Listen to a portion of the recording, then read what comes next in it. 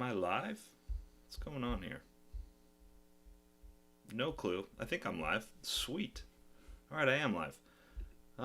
Let me just share this over to Facebook, and then we will get started. And awesome. I am like absolutely shocked that this is working. So there's a concurrent viewer. I don't know if that's me or if that's somebody new that I don't know who it is. Awesome. I am figuring this out for the first time, guys. So just bear with me for a second while I get us up and running on Facebook. And I think I should be able to do that here somewhere. Don't actually know. That's not what I want to do. Sorry if you're watching this live. This is probably pretty annoying, but just let me see here. Hold on one sec. Okay. How do I grab this link? Grab that link. I gotta take it over to Facebook. And I'm going to share it in here.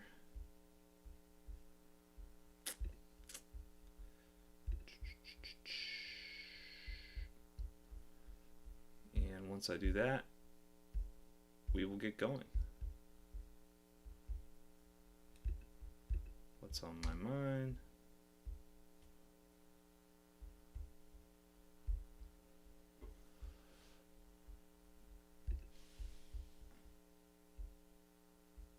All right, I am live in the Facebook group, which is awesome. Okay, so so it looks like I lost my viewer on YouTube, which I don't blame them at all, because that was probably pretty weird to start. Here's what we're going to do. Today we're going to talk about sales arguments. So sales arguments are something that's kind of hard to understand when you first get started with them, but the deeper that you get into it, the more that you get exposed to them, the easier it is to understand. And actually the screen that I want to pull up here is going to be our structure. And within CopyHour, this is the structure that we use. We start with the lead, and we can have a pattern interrupt if we want. Then we move into a headline. We've got our lead body copy and maybe some scarcity to end it. But there's really only two main parts of the lead, which is your headline and then your lead body copy. It can be like subheadlines as well, but that's typically the breakdown, right? You've got your headline, subheadlines if you're going to have them, and then you've got your lead body copy. And then we transition from there into the sales argument. Now, if we're in a situation where we're going more direct, we've already said that if we're in a direct lead situation, or we're saying right up front, I've got something that I'm selling you, your sales argument and your offer are typically going to kind of meld together. But because you've started by saying, hey, I've got this thing that I'm going to be selling you, right? I've got this thing that I am, this product that I'm going to explain the features and the benefits of it, and you're going to want to buy it, right? And so when you have the sales argument and the offer, or in this direct situation, those things are going to kind of meld together. And often it can be kind of hard to distinguish between the two. The way that I like to look at it for the sales argument versus the offer, sales argument is anything that you are saying that is not about your product. It might be about the industry and why your product might be attractive. It's those type of things versus the offer, which is really just your product, the features and the benefits of your product that you are selling, right? And the sales argument is any sort of argument that you're making that is related to your product but isn't about your product. And this is going to become extremely clear when we look at this piece from BioTrust here in just a second. When I pull it up, you can see it back there behind me. And this is the most fancy streaming setup I've definitely ever had. So yeah, I don't actually know where people are going to be able to comment on this video. You might have to go over to YouTube to be able to comment if you want, which actually is kind of a problem for me because I don't think I can get any live comments on this. If you want to comment and you're a CopyHour member, you can go over to Facebook and comment there. But yeah, this doesn't really make sense as far as letting people comment at all on this, which is going to be difficult. So probably won't even end up streaming like this moving forward, but it's okay.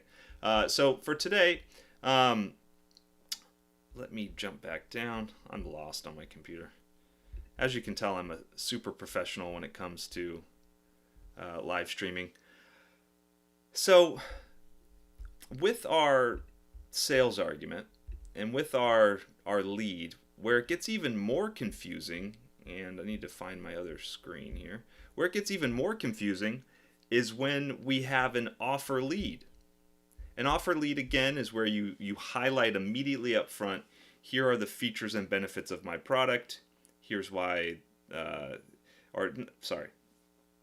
I'm not with it. The lead for an offer lead is going to be when you highlight immediately up front the deal or the guarantee. What is the big what's the big deal behind your product? Is it a 75% off, 95% off? Is it free plus shipping like we have in this particular lead? So when you have an offer lead, things get even messier when it comes to these first three sections of our sales message. We've got the lead, the sales argument, and the offer kind of all melding together. So things become definitely unclear when we are in an offer lead situation. And a lot of times what you're going to see is you're not even really going to see what I'm deeming to be a sales argument. There are all sorts of ways that you can look at this stuff. You're going to see people say that the sales argument and the offer are the same thing, which is true. So the sales argument, or the offer, is kind of part of the sales argument in a lot of cases.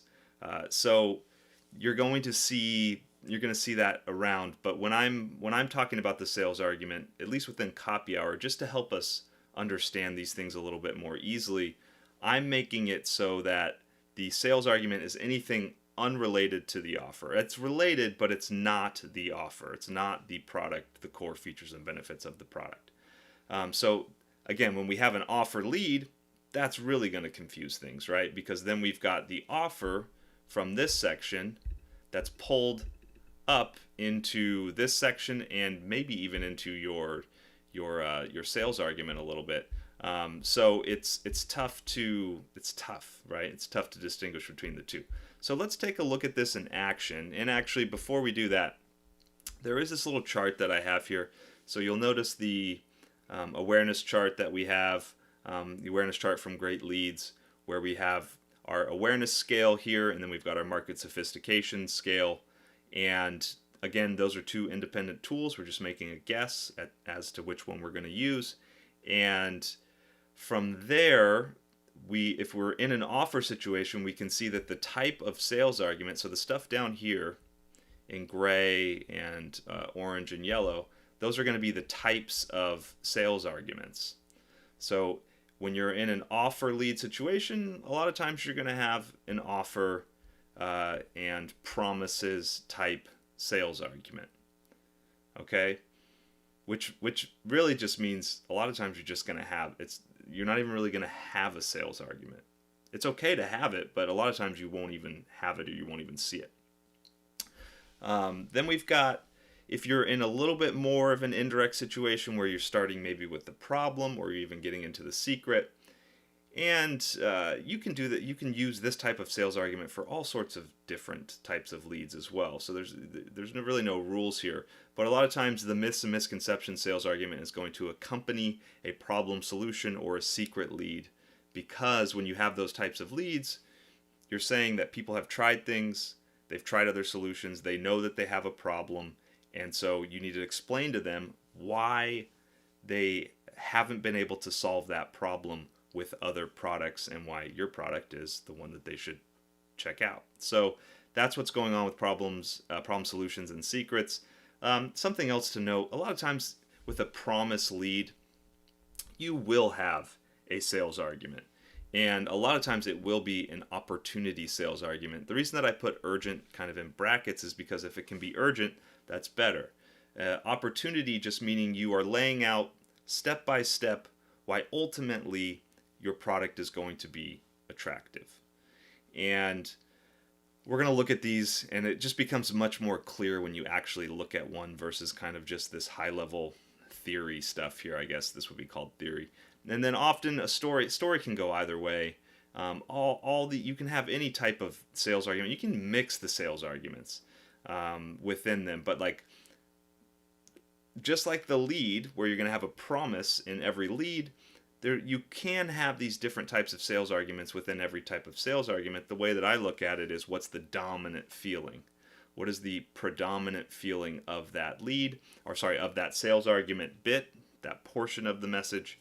That's what type of sales argument we have. So let's look at one of these in action so that this all becomes clear. And hopefully, if you are in the Facebook group, let me know that I'm all good. Just comment on the thread in the Facebook group so I can see this and make sure that we're all good.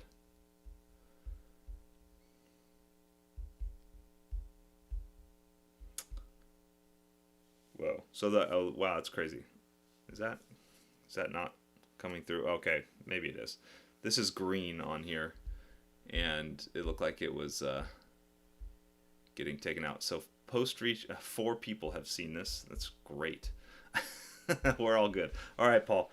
Yeah, Paul, this will probably be the last time that I do it like this, because it's really hard to get feedback on these videos like this. But whatever. Let's go over to the ad itself and start looking at it. So we've got a offer lead, right? You look at this, you've got flash sale, today's free offer, right? That's just screaming offer lead. And when we say offer lead, again, we're talking about either it's mostly the deal. 5% of the time you might see a guarantee. Men's Warehouse, I guarantee it. 5 minutes or no, sorry. I just did Geico on top of Men's Warehouse, which is completely wrong. Men's Warehouse is, you're going to love the way you look, I guarantee it. I don't even know at that point. Like, they were some of the first people to say that. What would be the other one? Domino's is the famous one. It's like hot, fresh, juicy pizza delivered to your door in 15 minutes, or your money back, or I don't even know exactly what it was, or it's free, something like that. So that was a deal to start, and there's kind of a little bit of a guarantee in there.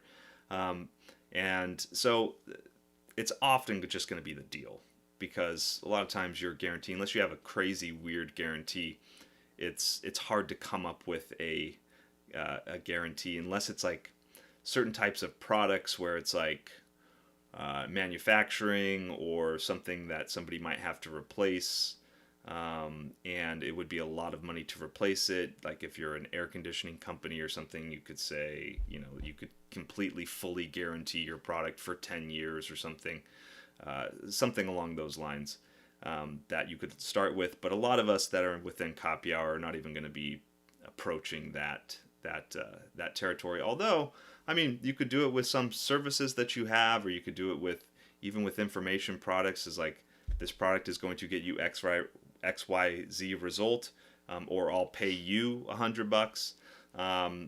Whatever it might be, could be the price of your particular product, etc. So, anyways, deals mainly make up offer leads, and then you can get creative and put in a guarantee for sure. So that's also there to consider. But we've got an offer lead, right?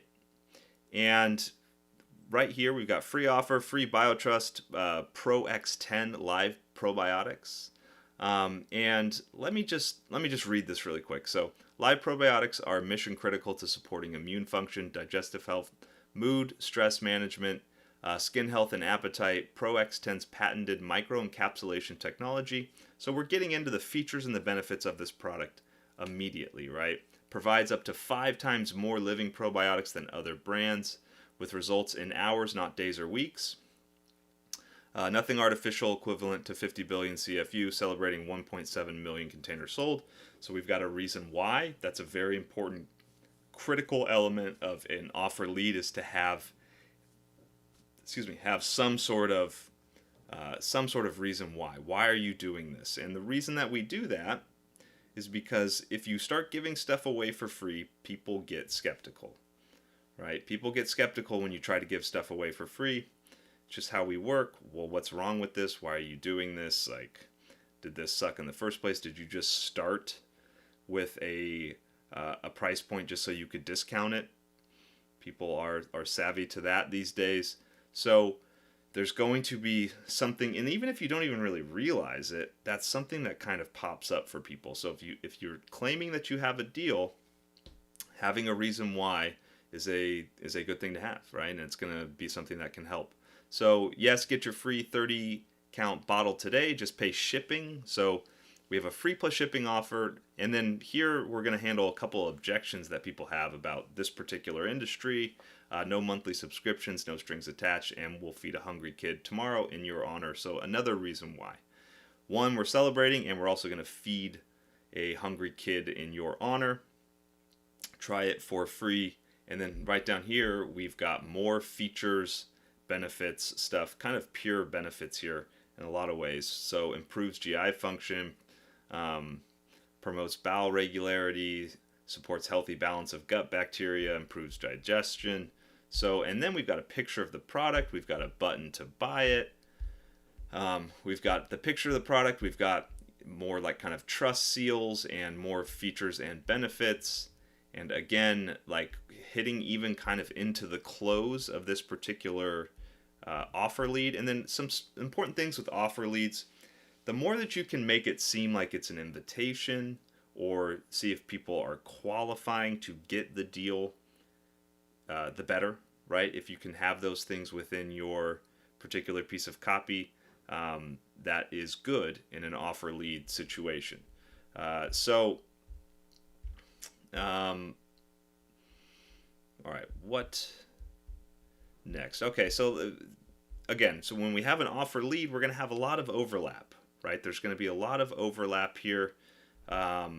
With as far as like the entire sales message, right? So like we've got closing elements right up front, not a super clear, I mean, it is clear that this is an offer lead, but not a super clear lead to start this sales message. Very obviously, this is kind of very like e-commerce-esque. And then from here, we've got customer review. So now we're 100% hitting into, and like obviously our money back guarantee, we're hitting into our sales, we're hitting into our close. Now we hit this section here that says why you need probiotics. So let's take a step back and go up to the top, and let me see if I had a question or two pop up here. I think we're good. If you got a question, leave them in the Facebook group, or actually even if you're on YouTube, you should be able to leave a question. I think I can see it. So what's going to happen up front is we've got this concept of live probiotics versus dead probiotics that we don't even explore up top. I just know about it because I've seen this and we're going through it. We've got this concept of probiotics, of live probiotics versus dead probiotics. But more than that, when you have an offer lead, often what you're saying is that the most attractive part about this product is the fact that there's a deal right now, or that angle of the deal is going to get the most amount of people into this product, to purchase this product, to come at least check it out. So at that point, you're almost saying that people are sold on buying a probiotic in the first place, right? They don't need a lot of education on the fact that probiotics are good. And so you are starting with this deal, not starting with selling them on probiotics in general, right? And probiotics at this point are a known thing People have heard a lot about them. They probably have bought some in the past. And so the fact that they can get this free product, right? They can get this free bottle of probiotics is probably going to be enough to bring them in the door. Now, you might want to take a step back, though, and explain to people why they should take probiotics in the first place. After you've brought them in, you have the opportunity to continue to sell them on the industry itself, right? So once we hit this part, we are now into sales argument territory. Because you are not talking about Pro X10 probiotics, you're talking about probiotics in general. That is sales argument material, right? When you're talking about the industry surrounding the product but not the product itself, that is sales argument stuff, right? And sometimes you don't even need this stuff. You might not even need to sell them on the idea of buying probiotics because your offer is so strong and it's something that they want so desperately. But in this case, it makes sense to throw this in here. And it also makes sense because we have this angle of live versus dead probiotics. And remember in the last conversation that I had where we talked about big ideas and big ideas versus hooks, the hook in this case is the free plus shipping offer. The big idea behind this product is that there is live probiotics and there is dead probiotics, and you've been buying products that have dead probiotics, right?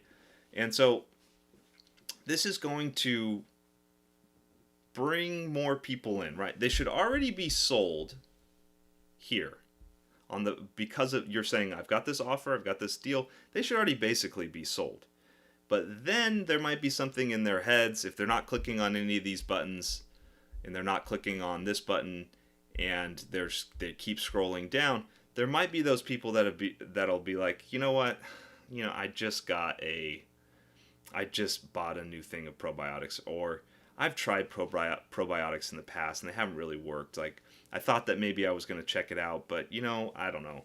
I already have probiotics, so or I've already tried these and they haven't really worked for me, so I'm okay.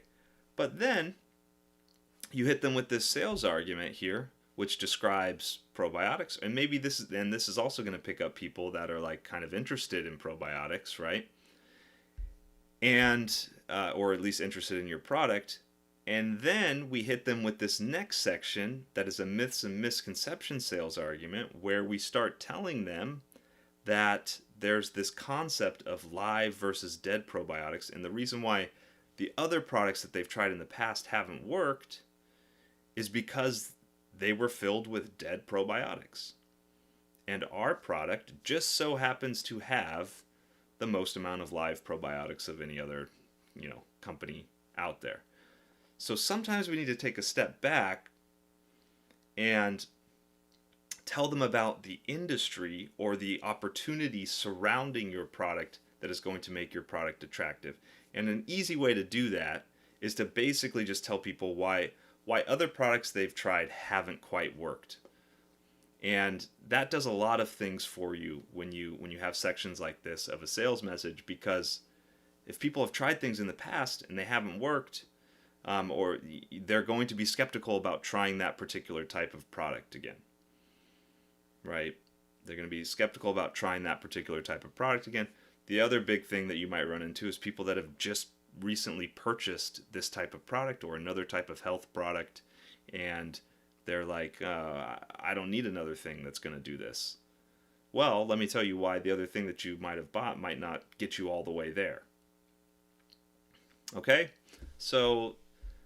That visually, this example for me, at least as somebody that's kind of teaching these concepts, is this, like, visually and structurally, this one for me is like one of the most clear examples that we have of sales arguments versus offer.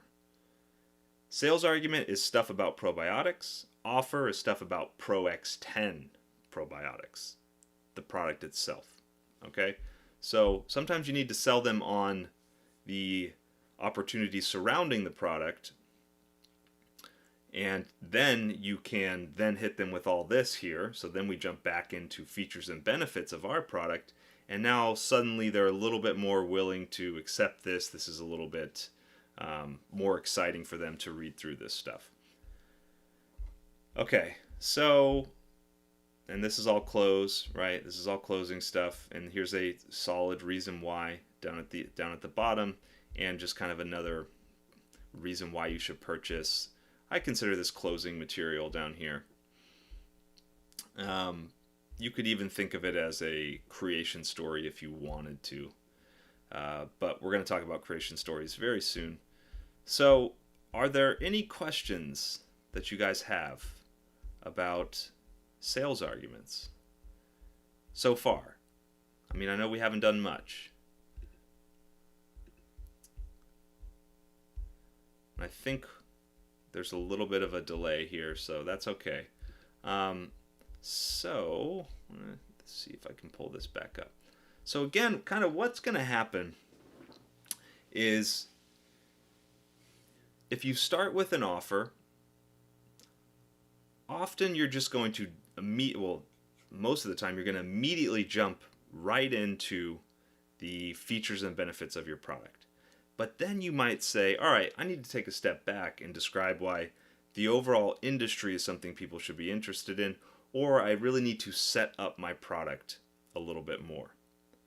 So an example from CopyHour, if I wanted to do it, or daily email income. So let's do daily email income, product that I have on learning email copywriting, right? I could start with an offer, 50% off this daily email income today only, whatever it is. Jump into the features and benefits of that product, what it can do for you, make some promises about it, and then I might take a step back and say, well, wait. Why email marketing in the first place? Isn't email dead? And then I could jump into some of the misconceptions, myths and misconceptions about email. And maybe I could talk about why email hasn't been that great for them before, and the reason that it hasn't been that great is because they're trying to sell their product too much and they should just be telling more personal stories about themselves. You could jump into stuff like that, right? And then I can jump back after that and present the offer to them and show them how daily email income is going to explode their income, whatever it might be. So that's kind of how these sales arguments work. Especially in the offer situation, it can get a little bit tricky. And you're going to see this, right? There's a couple different sections that we have of our sales argument, where we're going to look at these here, and then you might even mix myths and misconceptions and maybe some urgent opportunity sales arguments. And we're going to look at urgent opportunity sales arguments. They sound a little bit more confusing than they actually are on the surface. You can mix those, and then by the time that you're done presenting or selling around your product, by the time you hit your offer, it should be the next logical step is that offer, and that's when they're ready to dive in. All right. Don't think that I have any questions at the moment. I'm sure they're going to trickle in later as I go through, but for now, I am going to end this particular presentation and probably never be back live on YouTube again for a little while. That's it. Thank you guys. If there are any questions, anything pops up, please let me know. Talk to you soon.